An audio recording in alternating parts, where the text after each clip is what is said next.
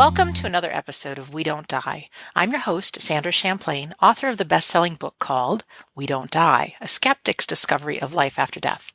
Today on the show, we have my friend Winter Brook, who I met last year at the wonderful Banyan retreat in the UK. Winter is a certified mental medium, ordained spiritualist minister, Reiki Master and teacher, developing trance and physical medium, single mom of 2, pet owner, and a lawyer. She has been trained by some of the best mediums, teaches mediumship development over 30 weeks a year, gives private and group demonstrations in her home area, Long Island, New York, as well as all over the United States and internationally. And there's so much more to her, but it's time that I let her talk. Winter Brook, my friend, a warm welcome to We Don't Die Radio. Thank you, Sandra. Hi, everybody, and thank you so much for having me. I'm so excited to be here today. Yeah, we laid our eyes on each other at the fabulous Banyan retreat, and it's been a year and a half or whatever it is, but I'm so glad we're reconnecting. Thank you. Oh, my pleasure. My pleasure. So you're a doll. So say that again. I said you're a doll. I clicked with you right away. Yeah, we got to be paired partners during one of the exercises, and gosh, you went into trance, and what you delivered to me was so special. Such really words of inspiration. So I knew the world had something special in you then, and so we're going to find out your story now. So where does it all begin? Many years ago, could you just give us a little bit about your story and maybe how you became an attorney, and then what part did the mediumship come in? Okay, well, I'm like a textbook case. If there is such a thing as a textbook in metaphysics. When I was really young, I saw, heard, and interacted with spirit. The only thing is I didn't understand that they were spirit, because they were always just there. So they were as natural to me as the fleshies, as I call them, spirit incarnate, would be the proper terminology. Right. And I didn't really realize there was any difference. I mean, I was confused at times because they'd be talking to me, and my mom was sitting there, and we're talking about having a sleepover. I was a little kid, and one of them was a little kid. And she said, my mom would say, well, you'd have to ask so-and-so's mom if he can sleep over. So she was playing along with it. So I couldn't understand why. I said, well, his mom said he could do it. And my mother would say, what'd she say? And I'm like, thinking to myself, why doesn't she hear her? She's talking right here. But then I wouldn't really, I was 4, 5, 6. So I just kind of let that go and delivered the message from my guy's mommy. And then, like a lot of kids, it just shut down around 6 or 7. I don't really remember. There was not a particular incident in my case. It just kind of stopped. So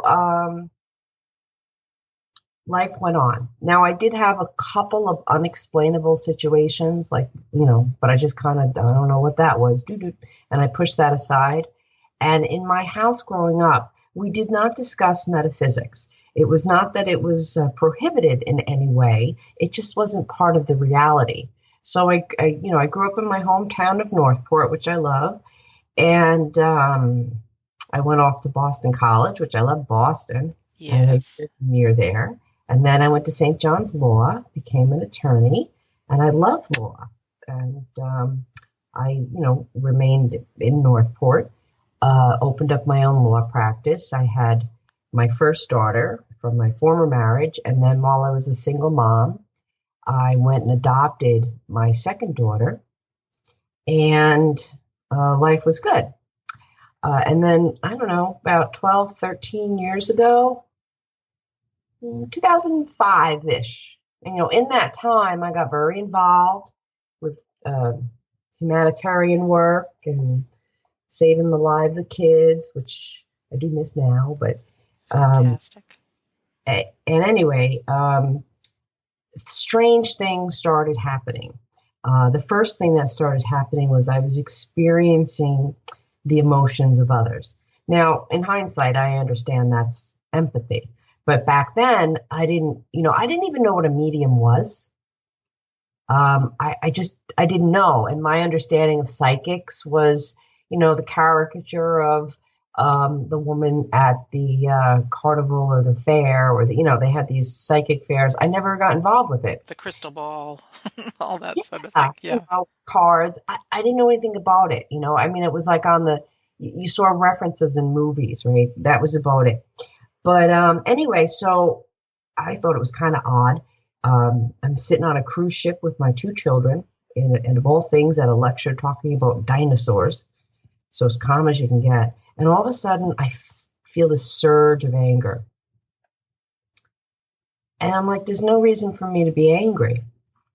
But I noted the time, and it wasn't the first time it had happened, but it came on pretty strong.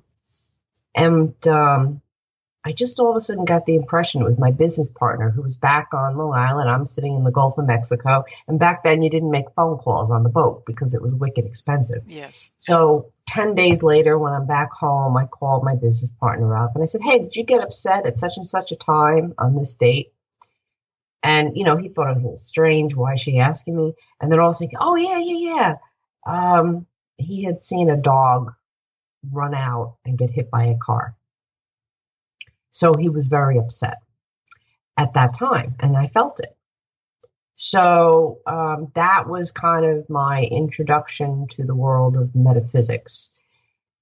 And from there, I started to study, and I found, people that kind of knew a little bit about it, and they kind of guided me one way. I did internet study, went to the library, I got books out, and that's how it started.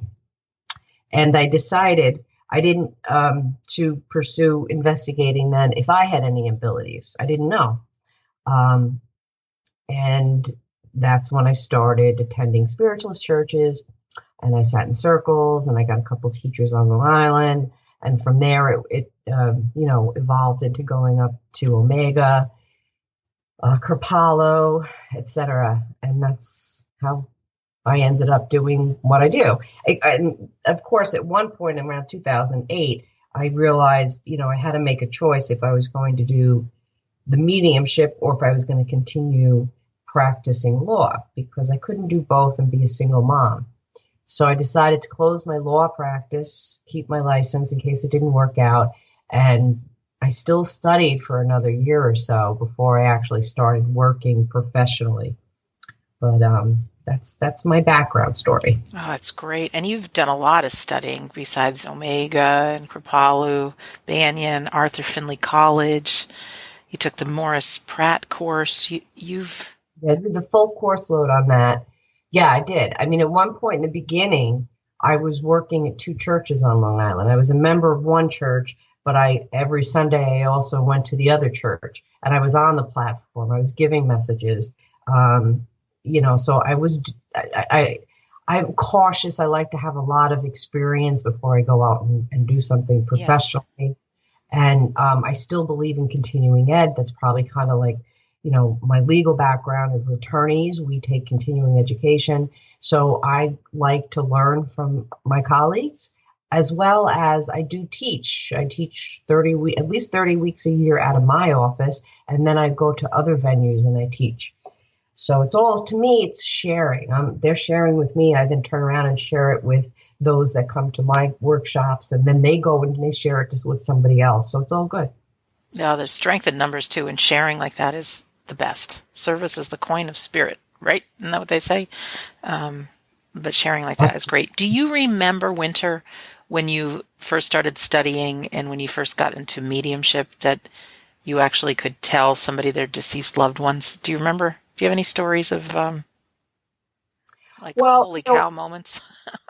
Yeah, the holy cow moment for me, because I get thrown in the deep end sometimes, and it's like you learn to swim that way. That's just the way my life works out. So I was sitting in circle and learning about it, but I hadn't really done the mediumship thing. And I would come home from work and take and meditate for like a half hour to an hour every morning. And one morning, all of a sudden, as clear as day, high definition, I just sense the presence of this man and telling me something, and I knew he had died. And then I was kind of confused, and he's whipped out, and my dear friend who is in spirit, my age, he popped in, David Cross, and just smiled at me, and then he popped out, and then my other friend in spirit, Vita, they were all volunteer firemen, she popped in and said, I always liked that kid. And I was like, oh, I'm glad she liked me, but I didn't know what it meant. And what it turned out to be was that the local the chief of, at that time of the fire department's son had been killed that morning. And he was riding his motorcycle home, and I guess a person on drugs, crashed into him, and he died. So he was coming through me to get a message to, his parents that he was okay, that he loved them. And here I was thinking, everybody knows me as an attorney. I can't really, and then that whole, I never really am comfortable approaching somebody. I'd rather they approach me. And so I had to go through that whole dilemma about what do I do? What do I do? Because he has come through, and this guy's my neighbor, but nobody knows I'm studying mediumship. Not that I was embarrassed about it or conscientious, not, you know what I'm saying? I'm not fearful to let them know I'm studying mediumship, but I just didn't feel I was at a level that if I went up to this gentleman and, and I gave him the message, would his son then come through? You know what I'm saying? I do.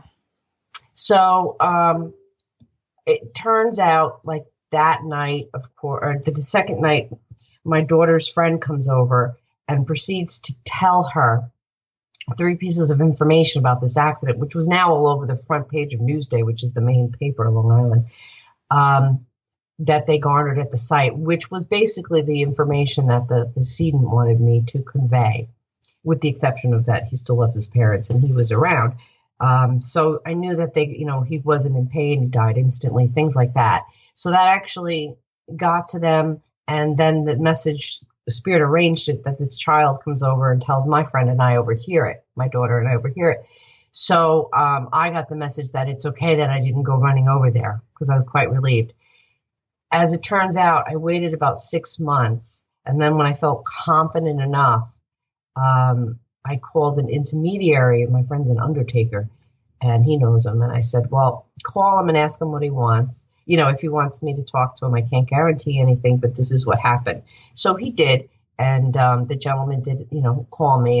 And as I'm on the phone with him, his son kind of came right on through. So, it was good. It was good.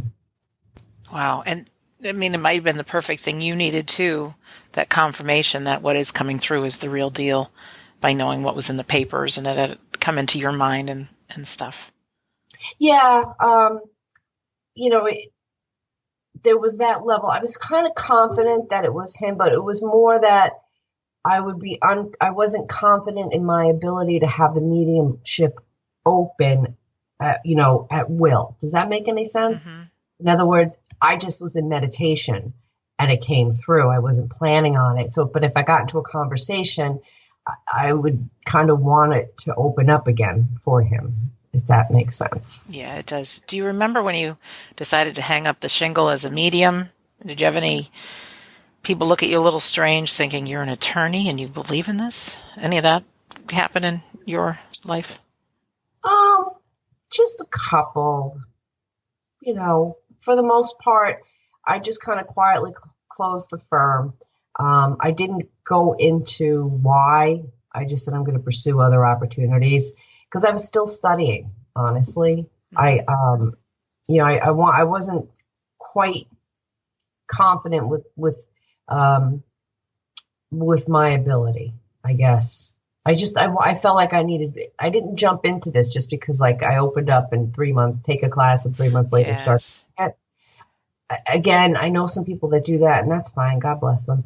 But I'm from, I just, before I opened up professionally, I must have done 150 platform times, and I had, done weeks and weeks of different courses with James on Prague and Tony Stockwell, you said, and local mediums.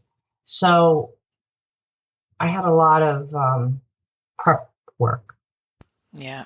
Winter, I really appreciate your integrity And being a person like that, I had taken my first mediumship course, just a weekend course, and the woman certified me as a medium. And I thought, I'm in no way, shape, or form a certified medium. And I hear from a lot of my listeners who will maybe look up a medium on the internet without getting a recommendation, and they're disappointed. And there are some really great mediums that in a very short amount of time can effectively and with evidence share your deceased loved one. But for, I think, most everybody, it's a real commitment, and it's practice and training and learning and stuff. But I do think some of these weekend course mediums out there are the reason some people get sometimes poor medium readings. So bottom line is, I really acknowledge you for somebody who continues to study and really, before being out publicly, I mean, you really became confident as much as you could be.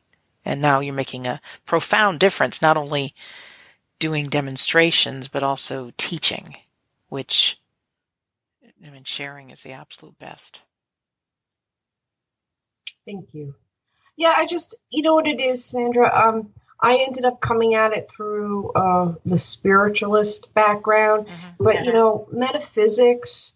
There's so many different avenues going there and belief systems. So it depends on who you run into. I mean, you have the gypsy backgrounds, you have the spiritualist backgrounds, which I'm from. You have shamanism backgrounds, Wiccan. All different belief systems. And that's one of my difficulties I find. I wish we had a universal dictionary of terms, because it can get so confusing for somebody who's just beginning or getting involved with metaphysics. Because again, I kind of sympathize with them, because again, 15 years ago, I didn't know what a medium was. Right. And look at you now. In fact, yes, if you had told me 15 years ago, darling, that I'd be standing on a stage bringing through loved ones to people in the audience from spirit, I would tell you lacked the testamentary capacity to sign any document I had legally prepared for you. If you were to tell me that I'd be given a radio show about the evidence of the afterlife, I would have laughed and said, there's no proof of the afterlife. You people that believe in that are crazy. And isn't it funny where we are today? Yeah. Well, speaking of great, when it started, I was actually blessed. I'm probably one of the few people you'll meet that actually has written proof I'm sane. What do you mean? I had to take a sanity test as part of the requirements to be an adoptive parent. The other country required that you take this big test and be interviewed to prove your fitness to be a parent. That's great. So that came in handy when my clairaudience started to open. Yeah. And I was also blessed because my guide at the time, I would be in my law office, and all of a sudden I would hear, "Oi." And I'd be like, there's nobody else there. I'm like, oh my God. And I'd look and I misfiled something. I'm like, okay. And then I'll do something later on and I'll hear muzzle top. And I'll look and I'm jumping around. Now, I'm not Jewish. So, I don't use Yiddish or Hebrew. And at that time, I actually thought it was all called Jewish anyway. So we started to use other words I had to phonetically spell. And I would call this Jewish attorney I did real estate deals with. And I'd say, Barry, he gave me one of those words, those Jewish words again. And then Barry would explain, well, Winter, it's either Yiddish or Hebrew. I'm like, okay. And I would phonetically spell it for him. And he forgot his Hebrew lessons or Yiddish lessons. And so he'd call his mother in Florida and she would then translate it. That's fantastic. So, but the blessing in this was that because it wasn't part of my regular vocabulary, it couldn't have been my own thought. That's right.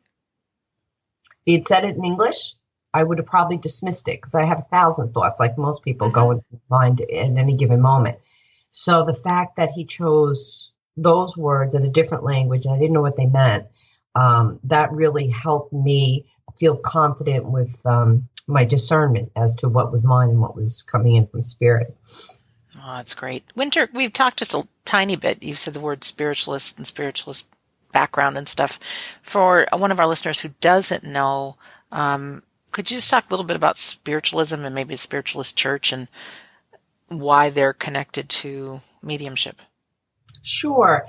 Spiritualism is a religion, a philosophy, and a science that studies the continuity of life after physical death. There's the I'm an ordained minister for spiritualism. I've converted from being Presbyterian to being a spiritualist. And so it is a religion. That's one of the three aspects of it.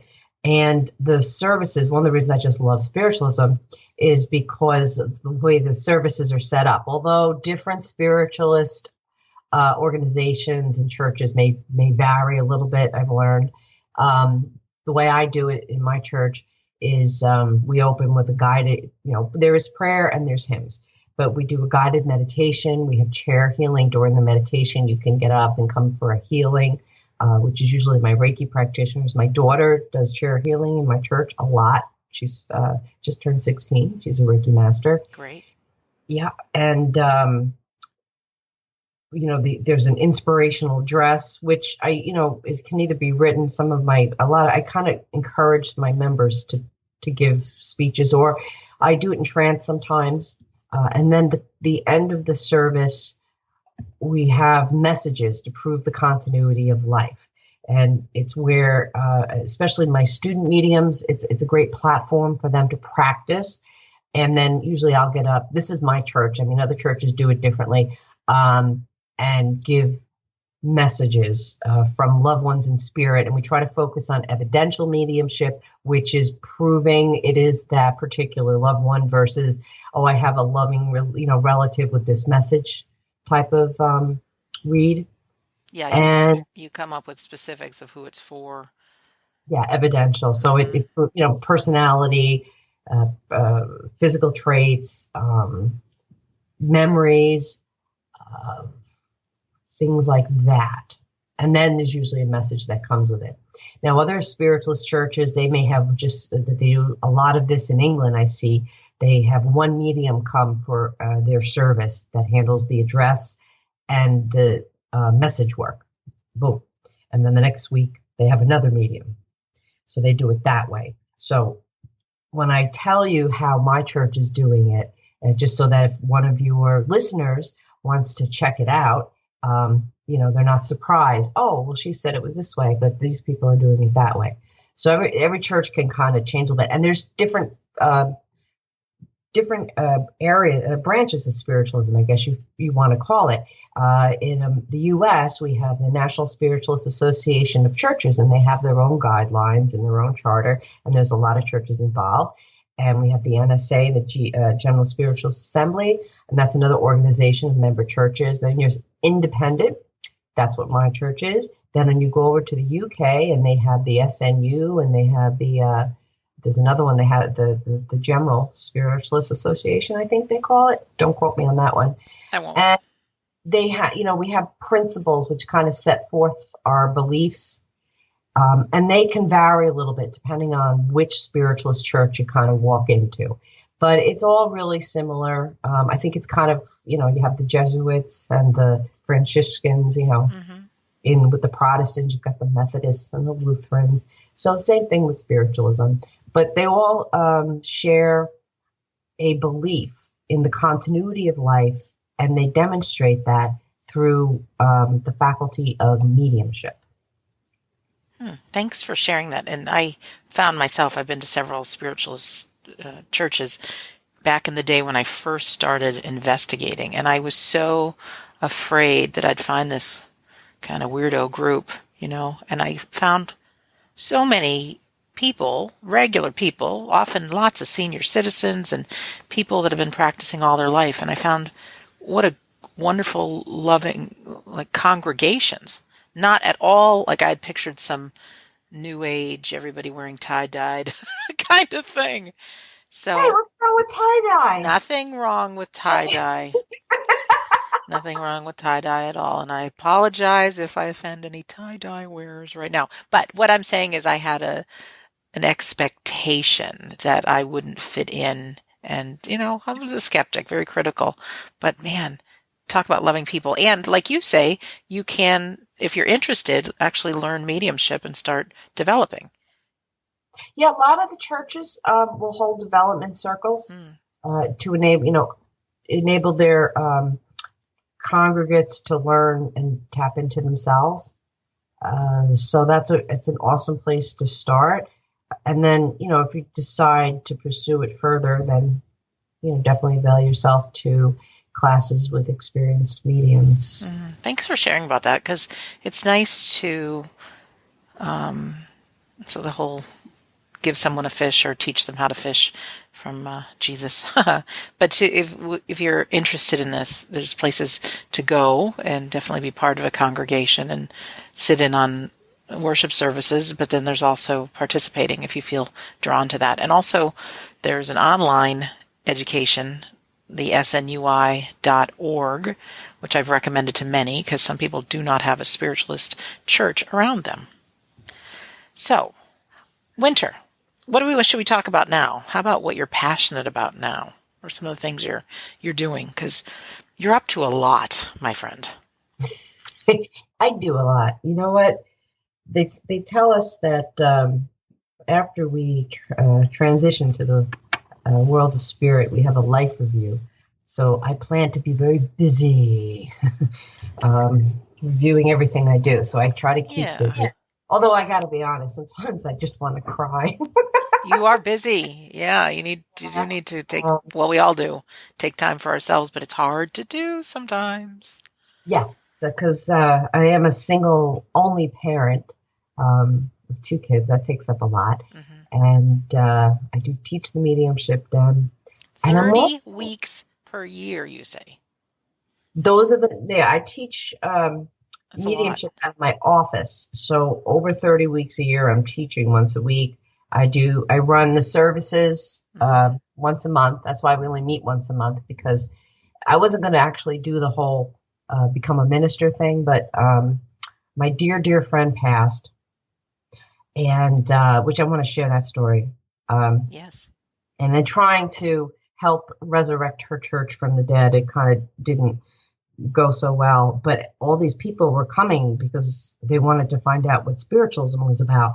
So the church left, and then they have all these people, and they're like, well, can you keep holding services? We want more. So when I got to 14, I was like, okay. So then after a year, they kept coming. So I said, all right, I better get myself ordained. And that's how that happened. But for listeners, because I know, we're going to prove the continuity of life and the study of the afterlife, but there's actually so much more to our current physical incarnation or existence. We're not limited to these physical bodies that are kind of carting around our soul, if that makes any sense. Say more about that. What do you mean? Enabling us to incarnate on this plane being the earthly physical plane.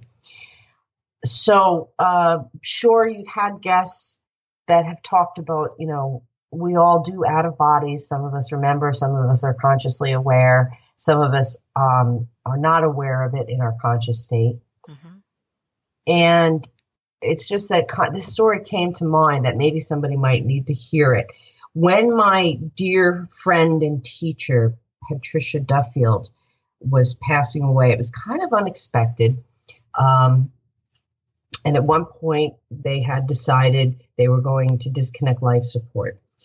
And so I had to go over to the hospital to see her. And I'm pretty devastated at this point. And because she was my go-to person.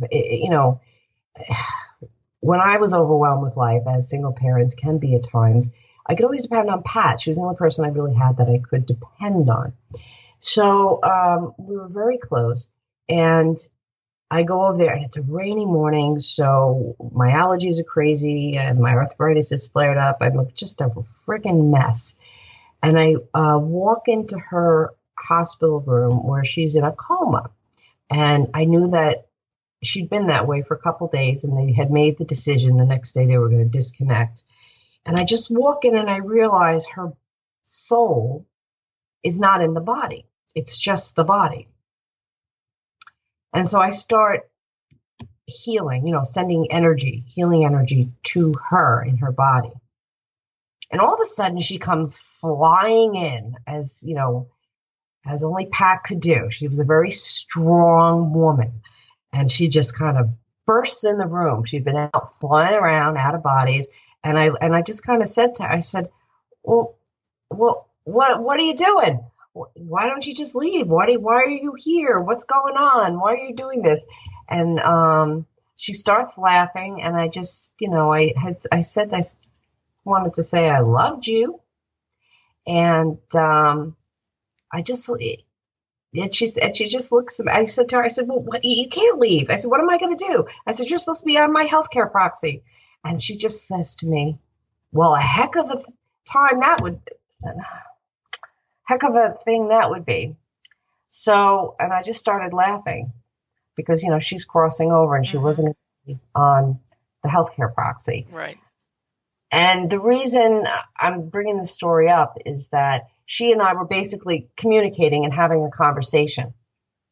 So for those people out there that have to say goodbye to their loved ones when they're in comas, and if they have any doubt whatsoever whether their loved ones are hearing them on a certain level, please put that doubt aside, because, I had this whole conversation with her and she was cracking jokes. I mean, she's laying there in a coma, but I'm connected to her, and she's cracking jokes about not being my healthcare agent. That's great.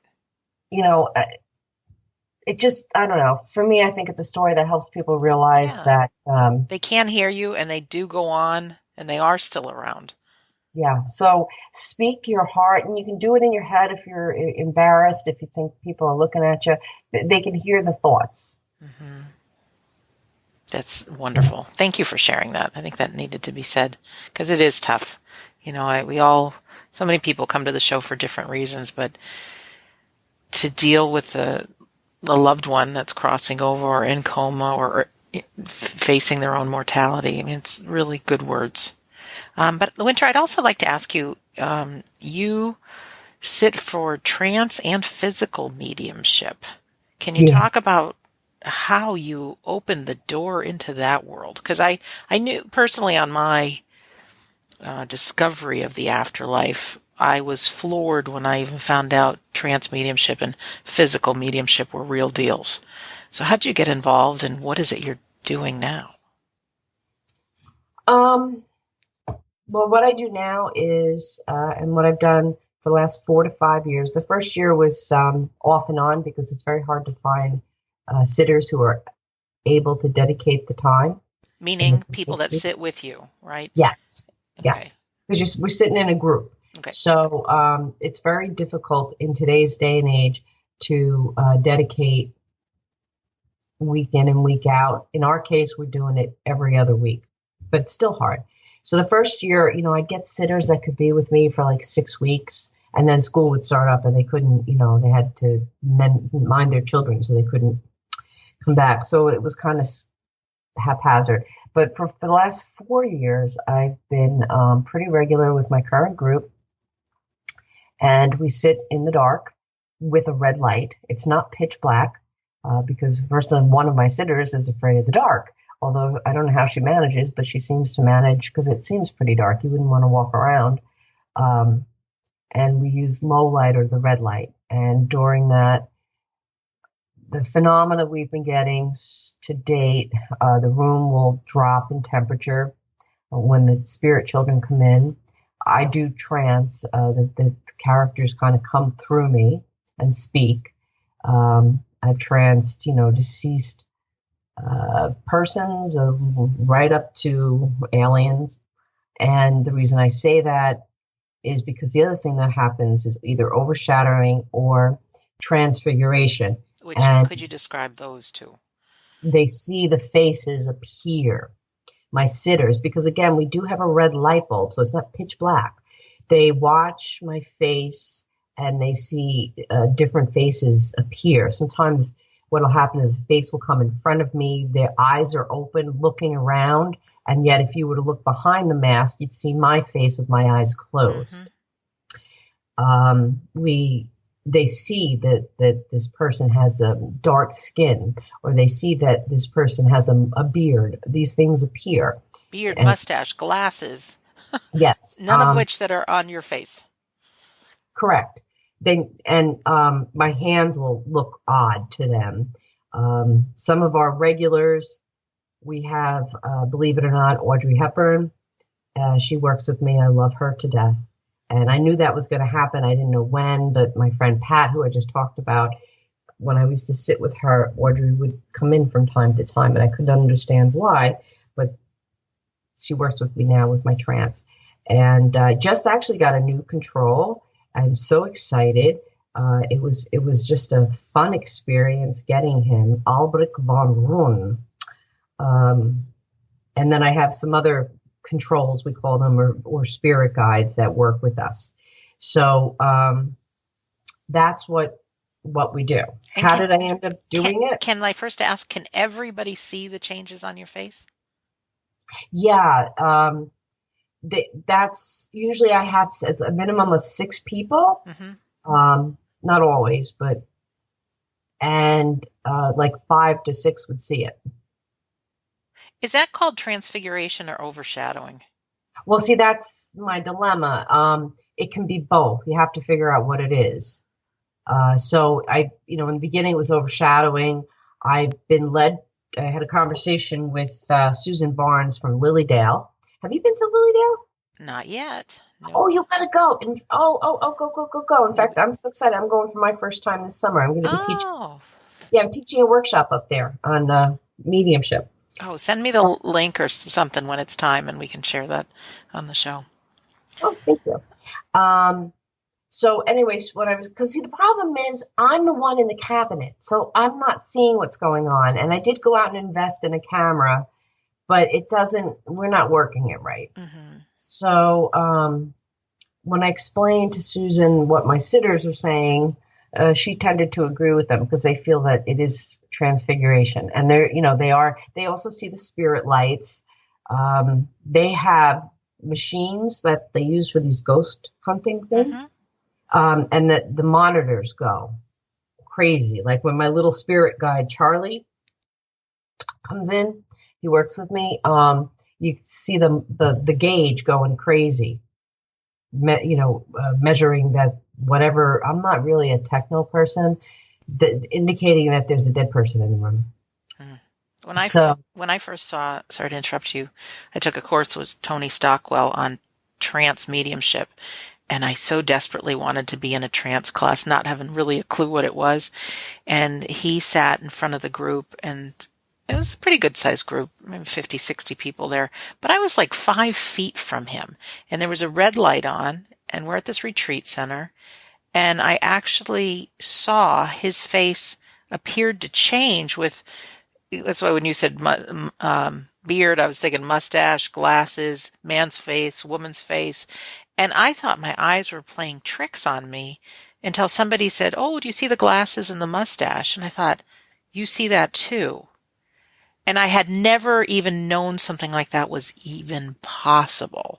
And people would see their deceased loved ones' faces in that. So however it works, I'm grateful that you're sitting for it. And when the time is right, I'm sure the camera will capture and we can share. But it's great stuff, Winter. Yeah. You know what the hard part is, Sandra, though?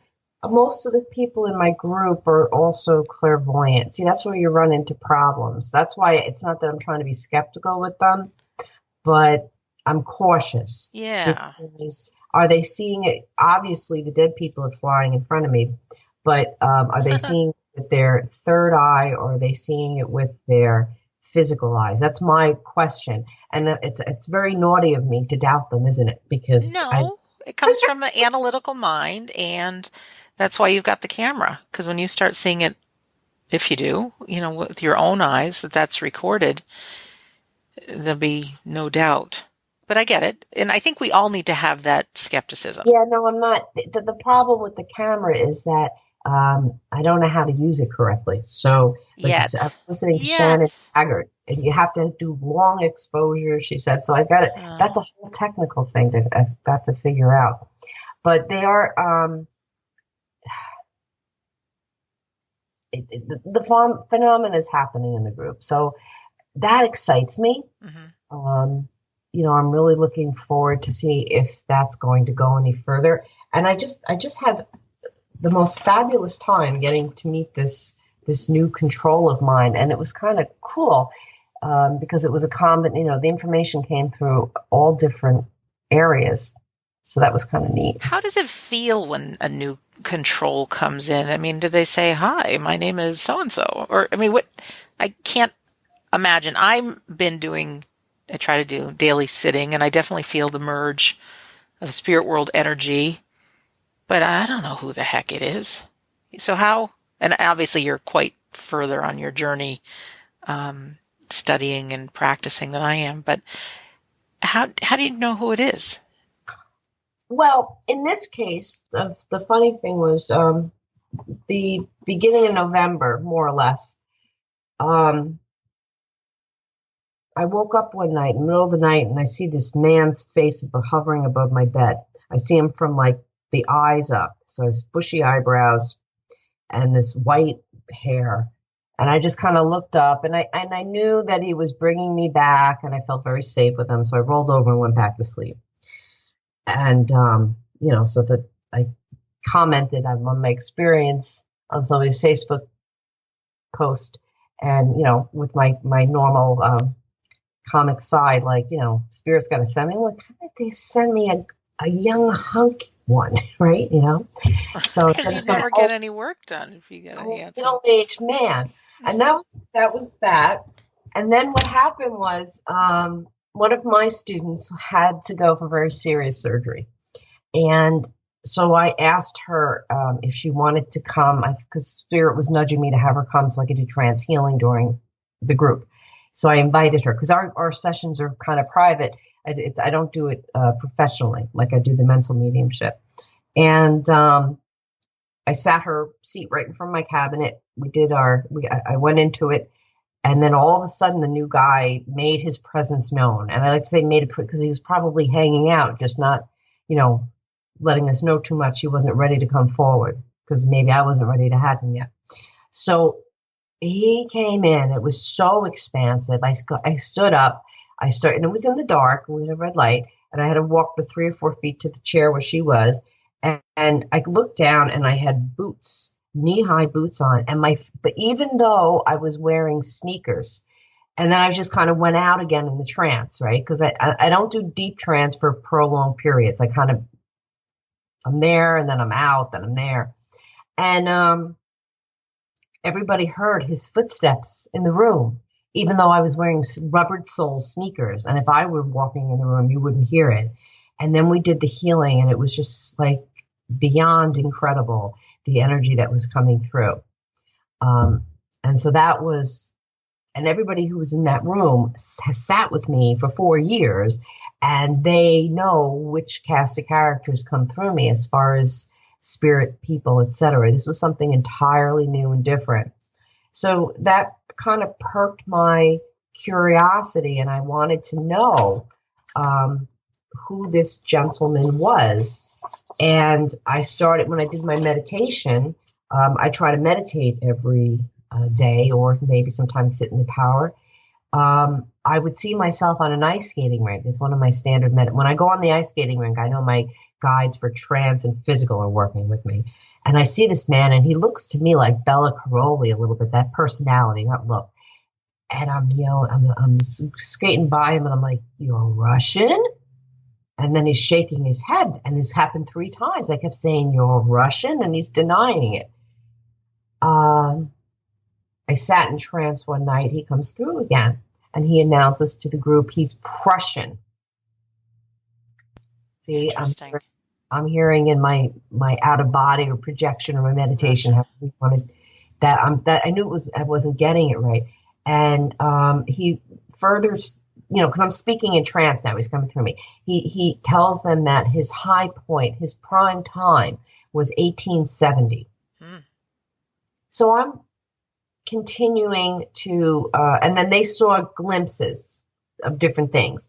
I had some media, a lady I work at her venue who knew nothing about this. She calls me out of the blue. She had a vision of a man, his arm and his sleeve and his cuff coming out of my right ear. So she calls me this, or Facebook messages me to warn me. She thought maybe I brought something home or something, and I start giggling. I'm like, no, that's just the new guide coming through. I saw his feet so far, so you saw his arm. So then I start doing research, and I thought it was like a pirate uniform he was wearing. So I start looking up pirate, and then all of a sudden I got military. So I'm looking up Prussian military 1870.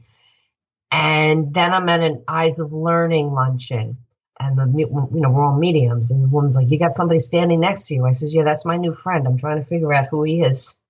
Then I did an interview with Kathy Beltran, and I kind of brought this up, and Sandy Ingham saw it, and she got all excited. She goes into full trance. All she knew was 1870 Prussian military man. And Leo, her guide, puts her in trance, and she draws this sketch. And she sends me a picture of it. I said, "Oh my God, that's the guy that was floating above me in the beginning of November that I want a young man."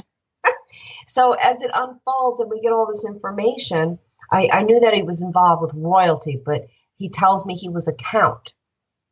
So I knew it, and I'm looking up Prussian aristocratic names, and things jumping out at me. Finally, I'm reading about it. Apparently, if you did good service in Prussian culture, they would make you a count. And then he told my trance group that he was from the Baltic area. So then I figured I'm also confused, right? Because I got Baltic and Baltins, the ones down by Croatia, mixed up. The Baltic area, he also told me he was born, I was watching a television program and they mentioned Kolberg, and he's right next to me. He goes, "I was born near there," because he just kind of blurt little things out. So that was up by Estonia, which it was in the Balkans, and I started doing research again. And he told me, he was trying to tell me his name, and I'm hearing Eric. And I'm like, "Your name's Eric?" And he's like, "No," but I was trying to get the cuss sound. So anyway, I get all these hints, and I get different mediums sending me stuff on him. And as it turns out, I was able to finally find him. It's Albrecht von Roon, and he was Prussian, and he actually was the one in charge of the military when they defeated France in 1870. And that was some major war. I never knew about any of this. So that would have been his prime time. They awarded him the title of Count in 1871. So that's what made him a count. And he did mentor and hang around with the Prince of Prussia when he was a younger man. And then I was kind of curious. So I found him, and I found a photograph of him that matches the drawing from Sandy Ingham. And the guy you saw in your mind that night. And yes, I mean, just I love that. So interesting. Portrait just matches this photograph I found. And it was because of having her portrait that I was able to recognize once I found Albrecht, because that was the k sound he was trying to get across to me. Mm-hmm. So then I asked him, I said, "Well, why are you here?" I'm like, "Oh God, I got a field general, right, who's going to be one of my main guides. And he stepped in to do the healing." I'm like, how does a military man versus healing? So then the next trance I do, he comes through again, and he explains that he was very sick for a time during his life when he was here on Earth. And he was so miserable that after he transferred into spirit, he decided he wanted to do healing so other people wouldn't have this type of experience, this pain, and when they were sick. So big as life, I went back and did more research, and it turns out this Albrecht von Roon dropped out of society for 2 years because of illness. So it's kind of all coming. So interesting. Is that cool? And that's where he really stepped in, because, my student was going for very serious surgery the next day. They were going to almost take her kidney. It was that serious. So, That's great. And for our listener, once you are open, I think, to some of these thoughts and things, you just never know how the spirit world might use you. And I think just by cracking the door open and hearing some of these stories, and we all have the skeptical mind, of course, but I know where I was 20 years ago and where I am today, and it sure is a life worth living. And would you agree, Winter, about being a person of service, that like it gives you life? Oh, absolutely. And here's what I can tell your listeners. Again, I spent 30 years not open to this, just not knowing about it. You know, it shut down and not having the experience. And then it turns on. So I've had the best of both worlds. I've lived a life without it, and I've lived a life with it. I never want to go back to living life without my connection to spirit. It just makes life that much better. Now, on the other hand, service comes in all forms. And I think, you know, the way, as I said, before I was doing the mediumship, I did a lot of humanitarian work, especially with children. You know, we were able to bring children to the U.S. That would have otherwise perished because they needed heart surgery. Oh, beautiful. Yeah, and not all of them made it, unfortunately. And I'm actually a couple of them that didn't make it, but at least they had the opportunity. They have come through. I've seen them. So that was touching. But a lot of the kids did get the medical treatment that they couldn't have gotten in their home countries, and they got it here and are doing very well. And that's, you know, service you guys can do here. Service could be smiling at someone. It could be opening the door. Service is anything kind, acts of kindness. Yes, beautiful. Winter, our time is going by very fast, and I want to make sure we find out how we can get in touch with you. Are you somebody who's open to do readings, or is it just where you live, or is it on the phone, Skype, or are you just a teacher? Can you tell us a little bit about, if we want to follow up and find out more about you, how we can do that? Absolutely. I do in-person readings at my office. I do Skype readings. I'm just getting Zoom now. That's pretty cool software. FaceTime, or we can do telephone readings. No problem. Great. I have a website, and that's at winterbrookmedium.com. There's a lot of, I just updated it recently. There's a lot of information. There's also some video clips so you can see how I work. I do teach. I do public dems. I do a lot of public dems. I've done about 35 on libraries on Long Island. I keep going to libraries. I love libraries. And that's an awesome venue because people that haven't gone to see a medium in person might feel more comfortable going to a library. So I get a lot of new people to mediumship, and they can dip their toe in and kind of hopefully feel secure and safe in a nice location. Yeah, I like that. And then you're on Facebook as well, Winter Brook Psychic Medium. Yes, I am. I looked you up, and I love your website. It's very nice, very professional. Great picture of you. Well, my dear, do you have any closing words, or is there one of your spirit beings that's nudging you to say something just in closing?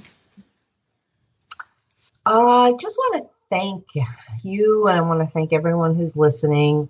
You know, I hope I was able to give you some new insights or something to think about. I want to encourage you, if you're not developing now, to look into developing on your own. It doesn't mean you need to become a professional medium, but it will enhance your experience in this physical life we're having. And yeah, I just, you know, live life to the fullest while you're here, and know that all will be well when you cross over.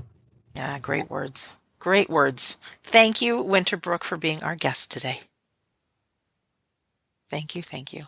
And for our listener, thank you for listening today. And just a few general service announcements. As always, our home base is WeDon'tDieRadio.com. And now you can find 235 episodes which are awesome.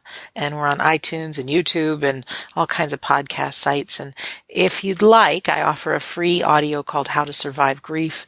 I've got a PDF filed called My 19 Reasons to Believe in the Afterlife. And you can read from my book, We Don't Die. And in September, there's an Afterlife Symposium, September 14th through 16th. And last year it did sell out. So if you're interested in finding some like-minded people and learning more about this wonderful world of the afterlife and what's happening with science and medicine and mediums, check out afterlifesymposium.org. And I also want to do a shout out to our friends at Banyan Retreat. That is where Winter and I met last year. They do all kinds of events, but twice a year, one in the spring and one in the fall, they do 5-day retreats. And I will be going there March 29th through April 2nd. That's in the UK. And it's called Whispers from the Soul. And you can experience trance mediums, physical medium seances, give a shot at doing medium readings yourself, and it's the greatest place, one of the greatest places on earth, I feel. You go to banyanretreat.com to find out more. So in closing, my name is Sandra Champlain, and thank you for listening. I have been your host yet again on another cool episode of We Don't Die Radio. And I personally do believe that life is an education for the soul and that your life here on earth is important. So I really want to thank you for listening, and we'll see you soon.